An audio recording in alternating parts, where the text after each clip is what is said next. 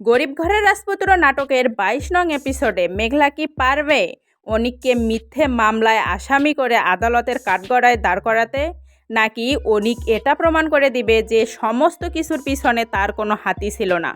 আদৌ কি অনিক এটা সত্য প্রমাণ করতে পারবে যে সব কিছুর পিছনে রাতুলের হাত আছে? অপরদিকে মেঘলা সে যখন জানতে পারবে এ সব কিছুর পিছনে অনিকের কোনো হাতই ছিল না, এ সমস্ত কালপিট হচ্ছে রাতুল, তখন কি করবে মেঘলা? সে কি পারবে রাতুলের পক্ষে কোনো আইনি স্টেপ নিতে, নাকি সে বরাবরের মতো আবারও চুপ থেকে হার মেনে নেবে? তো কি ঘটতে চলেছে আদৌ এই গরিব ঘরের রাজপুত্র নাটকের ২২ নং এপিসোডে?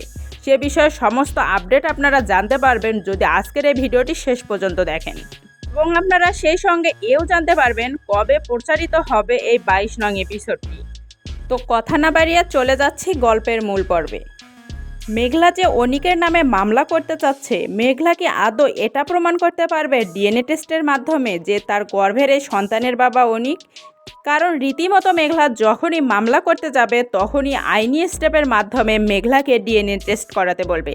কারণ রীতিমতো আগেই মেঘলা ডিএনএ টেস্টে ব্যর্থ হয়েছে তার সন্তানের পিতৃ পরিচয় প্রমাণ করাতে, কারণ সেই ডিএনএ টেস্টে ষড়যন্ত্র করেছিল রাতুল। তাহলে কি এবারও রাতুল কোনো ষড়যন্ত্র আঁটছে মেঘলার বিরুদ্ধে, যাতে মেঘলা কখনোই এটা প্রমাণ করতে না পারে যে তার গর্ভের সন্তানের আসল বাবা অনিক? তো কি করবে এবার মেঘলা? তাহলে কি সে আবারও আদালতে গিয়ে হার মেনে নেবে অনিকের কাছে? অপরদিকে রাতুল, সে কি কখনই ধরা পড়বে না? মানে রাতুলের ষড়যন্ত্র কি কখনই মেঘলার সামনে প্রকাশ পাবে না? মেঘলা কি এভাবেই রাতুলকে অন্ধের মতো বিশ্বাস করে যাবে এবং প্রজেক্টের সমস্ত কাজ রাতুলকে দিয়েই করাবে? অপরদিকে মেঘলা যদি কখনো এটা প্রমাণ করতে পারে যে তার এই গর্ভের সন্তানের বাবা হচ্ছে অনিক, তাহলে কি করবে? আদৌ কি মেঘলা এবং অনিক আবারও একসঙ্গে সংসার শুরু করবে, নাকি তারা এভাবেই আগের মতো সেপারেট থেকে যাবে? অপরদিকে যদি মেঘলার সামনে প্রমাণ হয়ে যায় যে সমস্ত কিছুর পিছনে রাতুলের হাত ছিল, তাহলে কি মেঘলা রাতুলের জন্য আইনগত কোনো ব্যবস্থা নেবে? আপনাদের কাছে কি মনে হয় ভিউয়ার্স?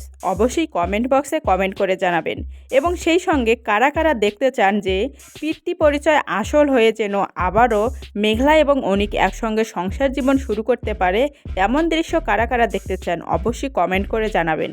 এবং সেই সঙ্গে কারা কারা চান যাতে রাতুল আসল দোষী হিসাবে সবার সামনে অপমানিত হয় এবং দোষী সাব্যস্ত হয়, যাতে করে মেঘলা এটা বুঝতে পারে যে আদৌ সে অনিককে অবিশ্বাস করে কতটা ভুল করেছিল, এবং রাতুলকে বিশ্বাস করে সে আবারও অনিকের মতো নিজেও ঠকে গেল রাতুলের কাছে। এবার আপনাদেরকে জানিয়ে দিব কবে প্রচারিত হবে এই ২২ নং এপিসোডটি। এই ২২ নং এপিসোডটি আপনারা দেখতে পাবেন আগামী ৫ই মে রোজ মঙ্গলবার ঠিক দুপুর ১২টায় কারোহিম ইউটিউব চ্যানেলে। শুধুমাত্র কারোহিম ইউটিউব চ্যানেলে আপনারা এই লং টাইম ভিডিওটি দেখে নিতে পারবেন, আর আমাদের এই চ্যানেলে দেখতে পাবেন জনপ্রিয় সব নাটকের আপডেট ভিডিওগুলো।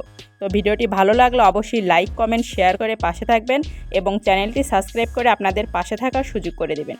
ধন্যবাদ জানাই সবাইকে।